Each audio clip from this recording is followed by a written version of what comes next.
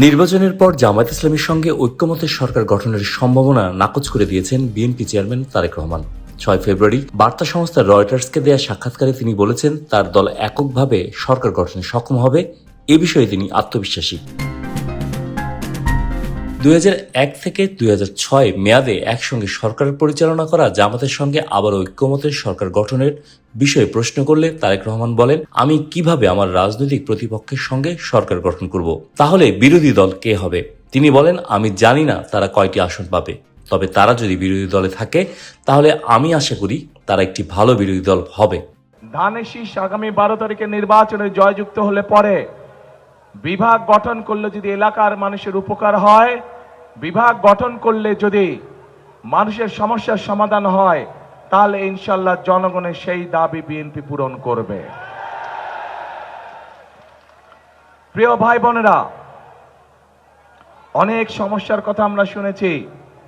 এই সমস্যাগুলো আমি ভেবেছিলাম যে এত সমস্যা নেই, কারণ দীর্ঘ 17 বছর আমি দেশে থাকতে পারিনি।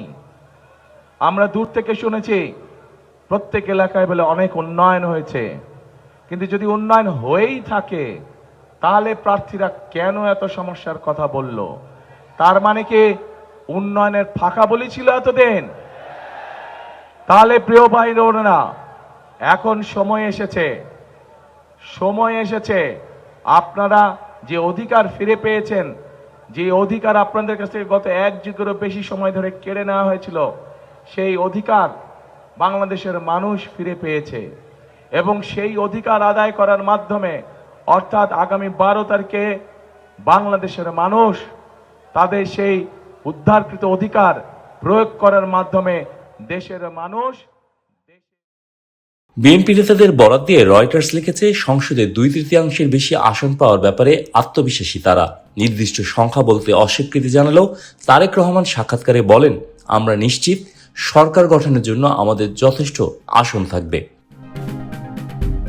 বিএনপি জয়ী হলে ভারত থেকে সরে চীনের দিকে ঝুঁকবেন কিনা এমন প্রশ্নে তারেক রহমান বলেন, প্রায় 17,50,00,000 মানুষের অর্থনৈতিক প্রবৃদ্ধি নিশ্চিত করতে সক্ষম এমন অংশীদারদের বাংলাদেশের প্রয়োজন। তিনি বলেন, বাংলাদেশের স্বার্থ ও সার্বভৌমত্ব রক্ষা করে যে বা যারা উপযুক্ত প্রস্তাব দেবে তাদের সঙ্গে আমাদের বন্ধুত্ব হবে, কোনো নির্দিষ্ট দেশের সঙ্গে নয়।